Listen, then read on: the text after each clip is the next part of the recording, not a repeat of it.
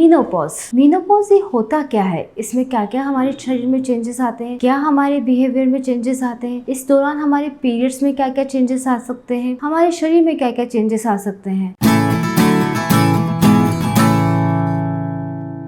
मैं डॉक्टर मुदिता जैन, एक high risk pregnancy consultant, एक लैप्रोस्कोपिक सर्जन एंड एक कॉस्मेटिक गायनेकोलॉजिस्ट आज इस विषय में आपसे बात करूंगी। मीनोपॉज की अगर हम एज की बात करें तो मीनोपॉज हमारा 45 से 55 इयर्स तक के बीच में हो सकता है। इंडियन एवरेज फीमेल्स की अगर एज की बात करें तो 46 इयर्स जो रहती है उनकी एवरेज एज रहती है, पर इसका मतलब ये नहीं कि 46 इयर्स एज हो गई तो आपका पीरियड एकदम से बंद हो जाएगा। मीनोपॉज का मतलब होता है आपका पीरियड यानी कि माहवारी नहीं आए हुए, अगर 1 साल हो गया है तो उसे मीनोपॉज कहेंगे। ये एक कंटिन्यूस प्रोसेस है। तो हमारा शरीर जो है मीनोपॉज होने के पहले एक ट्रांजिशन फेज में रहता है, जो कि हमारे शरीर को रेडी करता है कि हम इस मीनोपॉज के चेंजेस को एक्सेप्ट कर सकें। इस ट्रांजिशन फेज को कहते हैं पेरीमीनोपॉजल पीरियड। तो इस पेरीमीनोपॉजल पीरियड में हमारे साथ क्या क्या चेंजेस होते हैं, क्या क्या बदलाव होते हैं, हमें क्या ध्यान रखना चाहिए, कैसी डाइट लेना चाहिए, क्या लाइफस्टाइल मेंटेन करना चाहिए, अब हम इसके विषय में बात करेंगे। सबसे पहले बात करते हैं कि मीनोपॉज होता क्यों है। तो हम बात करेंगे कि हमारे शरीर में ओवरीज होती हैं, इसके अंदर अंडे होते हैं यानी कि फॉलिकल्स होते हैं। तो जैसे ही हम पैदा होते हैं हमारे ये अंडे कांस्टेंट नंबर में होते हैं। तो जैसे जैसे हमारी उम्र बढ़ जाती है वैसे वैसे ये अंडे कम हो जाते हैं। इन अंडों के साथ ही हमारे शरीर में एक हार्मोन रिलीज होता है जिसे हम एस्ट्रोजन कहते हैं। तो जब जब ये अंडे कम हो जाएंगे एस्ट्रोजन हार्मोन लेवल्स भी कम हो जाएगा, और जब जब एस्ट्रोजन हार्मोन लेवल्स कम हो जाएगा तो हमारे यूट्रस के अंदर जो एक झिल्ली बनती है जिससे कि हम गर्भ धारण कर सकते हैं, और अगर हमारा गर्भ धारण नहीं होता है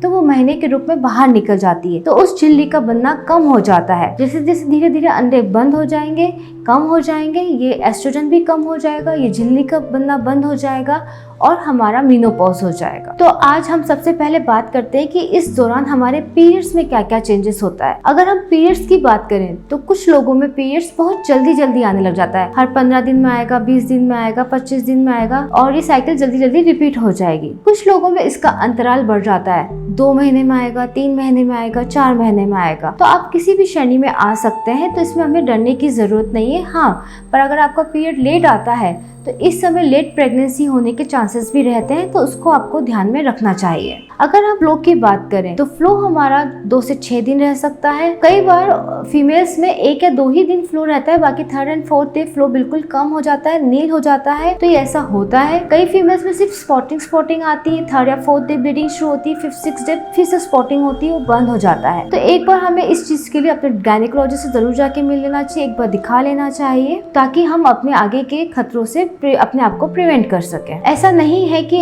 1 या 2 ही एपिसोड ऐसे होते हैं तो हमारा मीनोपॉज हो जाएगा। इसमें आपको 1 से 2 साल भी लग सकता है। जैसे ही आपकी बॉडी रेडी होती है वैसे ही आपको मीनोपॉज हो जाएगा। पर अगर आपकी उम्र 35 से 40 साल है और आप इन सारे सिम्टम्स को महसूस कर रही हैं और अभी तक आपने कंसीव नहीं किया है, जी हाँ, अगर अभी तक आपने कंसीव नहीं किया है, आप प्रेगनेंसी अभी प्लान करना चाहती हैं और आपको ये सिम्टम्स होते हैं, तो आपको अपने डॉक्टर को दिखाना चाहिए। ये प्रीमैच्योर ओवेरियन फेलियर के चांसेस को बताता है या ये आपके अर्ली मेनोपॉज को बताता है। प्रीमैच्योर ओवेरियन फेलियर की अगर बात करें तो क्यों होता है प्रीमैच्योर ओवेरियन फेलियर? अगर आपकी कोई सर्जरी हुई हो, जैसे कि एक्टोपिक प्रेगनेंसी हुई हो, या आपको कभी ओवेरियन सिस्ट हुई हो, उसके कारण आपका ओवेरियन सिस्ट का कोई ऑपरेशन हुआ हो, या आपको अगर एंडोमेट्रियोसिस हो, या किसी और कैंसर के कारण आपने कभी कोई कीमोथेरेपी ली हो, तो इस कारण क्या होता है कि आपके फॉलिकल्स कम हो जाते हैं और आपका एस्ट्रोजन बनना कम हो जाता है एंड आप अर्ली मेनोपॉज या फिर प्रीमैच्योर ओवेरियन फेलियर की तरफ प्रोग्रेस हो जाते हैं। अगर आपने कंसीव नहीं किया है तो आप तुरंत अपने गायनेकोलॉजिस्ट से मिले। वो आपके 2 बेसिक रूटीन टेस्ट कराएंगे। एक उसमें होता है TVS, जिसमें वो एंट्रल फॉलिकल काउंट यानी कि आपके एग्स कितने बचे हैं ओवरीज में वो देखते हैं, और दूसरा होता है एक ब्लड टेस्ट जो कि सीरम FSH लेवल्स का होता है। अगर सीरम FSH लेवल्स ज्यादा है और आपका एंट्रल फॉलिकल काउंट कम है तो आप डेफिनेटली प्रीमैच्योर ओवेरियन फेलियर की तरफ जा रही हैं। तब आपके गायनेकोलॉजिस्ट आपको स्पेशलिस्ट डॉक्टर यानी कि IVF स्पेशलिस्ट के पास भेजेंगे। अगर आप बहुत ज्यादा स्मोकिंग करते हैं या अल्कोहल लेते हैं तो उससे भी आपको अर्ली मेनोपॉज हो सकता है। एक घर में फैमिलियल ट्रेट होता है जिसे हम जेनेटिकल ट्रेट भी कहते हैं। अगर आपकी मदर या सिस्टर्स को मेनोपॉज 40s में हो चुका है तो हो सकता है कि आप इस जेनेटिकल ट्रेट में पड़े और आपका भी मेनोपॉज 40s की एज में हो जाए। तो जरूरी नहीं है आप अपने हर फैमिलियल ट्रेट को फॉलो करें, बट यूजुअली ऐसा होता है कि फीमेल्स अपनी फैमिलियल ट्रेट को फॉलो करती हैं। अगर हम पीरियड्स के अलावा बात करें तो इस एस्ट्रोजन हार्मोन डेफिशिएंसी के कारण हमारे शरीर में बहुत सारे वैसोमोटर चेंजेस होते हैं। सबसे पहले हम बात करते हैं मूड चेंजेस की। आप एकदम से आपका मूड स्विंग होता है, आप कभी भी इरिटेट हो जाती हैं, कभी भी चिड़चिड़ापन हो जाता है, कभी भी गुस्सा करने लग जाती हैं, कभी भी झगड़ा होने लग जाता है। तो आपको इस चीज को समझना चाहिए, थोड़ा सा टेम्पर आप कंट्रोल करें, बाकी आपकी फैमिली को आपको इस वैसोमोटर चेंजेस के दौरान सपोर्ट करना पड़ेगा। दूसरी चीज की अगर हम बात करें तो होती है हॉट फ्लशेस। हॉट फ्लशेस यानी कि आपको एकदम से गर्मी लगना, एकदम से पसीना पसीना छूट जाना। पूरे घर में एसी चल रहा है, सब लोग बहुत ही कंफर्टेबल बैठे हैं, बट आपको एकदम से पसीना पसीना आ जाता है, आपको एकदम से गर्मी लगने लग जाती है, तो ये होता है हॉट फ्लशेस। ये इस दौरान एक वैसोमोटर सिम्टम है जो कि बहुत ज्यादा परेशान करता है कि ऐसा हमारे साथ क्यों हो रहा है। तीसरी अगर हम चीज की बात करें तो होती है वजाइनल लैक्सिटी की। तो हमारी वजाइना भी एस्ट्रोजन सेंसिटिव रहती है। जैसे जैसे एस्ट्रोजन का लेवल कम हो जाता है वैसे वैसे वजाइनल लैक्सिटी इंक्रीज हो जाती है। वजाइना का टोन जो रहता है, राइगर जो रहता है, वो डिक्रीज हो जाता है। वजाइना के आसपास से अगर हम बात करें तो पेशाब की थैली की जगह यानी कि यूरेथ्रा का जो मेटस है वो भी बाहर की तरफ रहता है, वो भी एस्ट्रोजन सेंसिटिव रहता है। तो उससे कई बार आपको यूरिनरी लीकेज हो सकता है, आपका यूरिन लीक हो सकता है। जैसे ही वजाइना की रुग्रोसिटी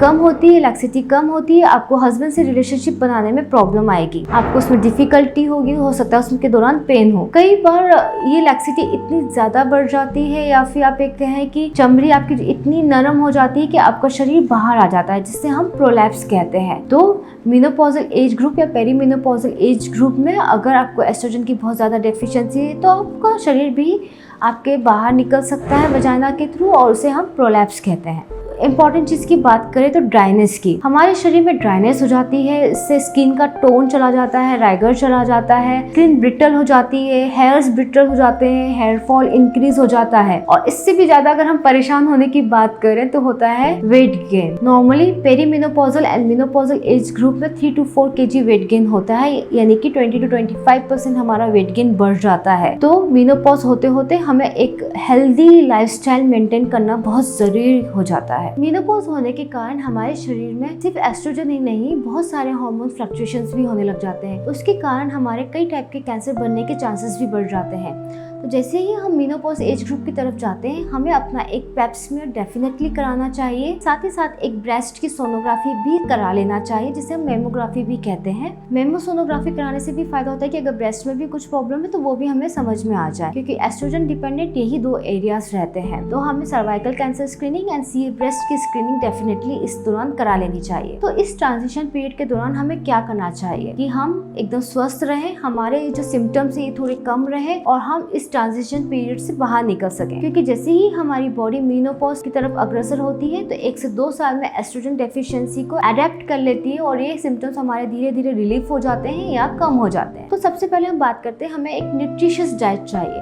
हमें एक प्रॉपर न्यूट्रिशियस डाइट चाहिए जिसमें हमारे प्रोटीन, कार्बोहाइड्रेट्स एंड फैट्स के कंटेंट्स बराबर हो। साथ ही साथ हमें मल्टीविटामिन्स भी लेना शुरू करना चाहिए। इस दौरान हमारे बॉडी में कैल्शियम की कमी हो जाती है, हमारी बोन्स थोड़ी सी वीक हो जाती है, जिसके कारण हमें बोनी पेन्स भी शुरू हो जाते हैं। तो उसके लिए हमें calcium and vitamin D3 supplementation भी लेना चाहिए। साथ ही साथ हेल्थी लाइफस्टाइल जो रहती है वो मेडिटेशंस, योगा, वॉक आप शुरू कर सकते हैं। आप हेवी एक्सरसाइजेस नहीं करें पर आप पिलाटेस वगैरह भी कर सकते हैं। आपको कार्डियो की जगह आप इन एक्सरसाइजेस पे थोड़ा ज्यादा ध्यान रखना चाहिए। आपको अपना हाइड्रेशन प्रॉपर रखना चाहिए। अगर आपको बहुत ज्यादा कंप्लेन हो रही है, आपको बहुत ज्यादा वजाइनल ड्राइनेस है, आपको यूरिन लीक हो रहा है और आपको बहुत ज्यादा ही वैसोमोटर सिम्टम्स भी है, यानी हॉट फ्लशेस ज्यादा हो रहे हैं, तो डॉक्टर्स आपको हार्मोन रिप्लेसमेंट थेरेपी, जिसे हम HRT थेरेपी कहते हैं, वो भी प्रिस्क्राइब कर सकते हैं। वजाइनल ड्राइनेस के लिए वो आपको लोकल एस्ट्रोजन क्रीम्स भी दे सकते हैं ताकि आपकी वजाइनल ड्राइनेस थोड़ी सी डिक्रीज हो जाए। पर अगर प्रोलैप्स होता है तो प्रोलैप्स इज लाइक कि